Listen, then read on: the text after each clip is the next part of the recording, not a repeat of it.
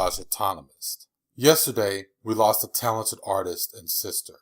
Her name is Sharon Jones, and I instantly became a fan about 8 years ago and had no idea that she was around longer than that, or that she has always had an extensive history here in New York as an artist.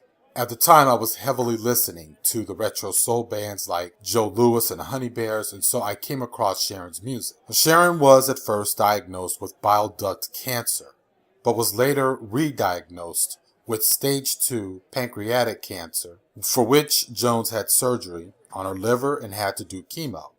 When the chemotherapy caused hair loss, she performed bald, refusing to wear wigs.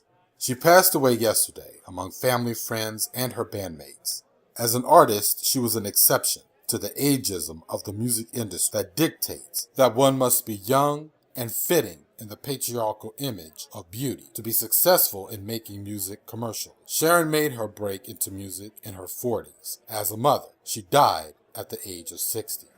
Yesterday, I had a presentation at the plantation, so there was no time for a pre-production for a proper episode of an Autonomous Lounge after work or last night. But tonight, there will be an Autonomous Lounge live session at 11:30 p.m. Eastern Time, 10:30 Central, and 8:30 Pacific. It will be a Q&A session where subs, allies, friends and enemies alike can ask me anything. I was inspired to do this after my debate with Obsidian on Thursday night. We covered so much ground that we barely touched on the list of items we were supposed to talk about, like the Brian Banks case, a wrongfully accused young black man with a promising football career of rape 13 years ago. I tackled this issue at the very beginning of this channel because I knew the right wing would use this case to exemplify why there should not be any further amendments to the rape laws of California where Brian Banks lives.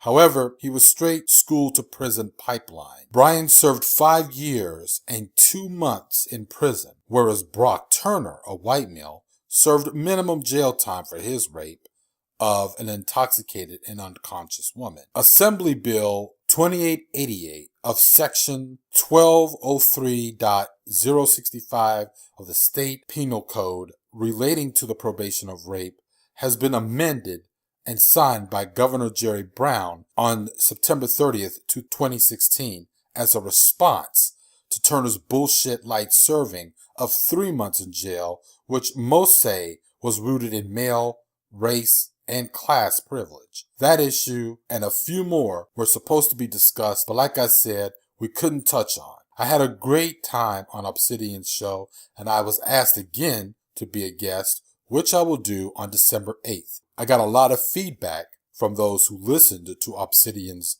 podcast on Blog Talk. The link to that show is in the low bar. Tonight's Q&A will be based on whatever people want to ask of me. It'll be a hangout as well, and I will read a letter sent to me by a person who listened to the podcast live tonight. If you can't make it, you can post your questions to me in the comment section of this video, and I will read them. Until tonight, this is the Garage Autonomist.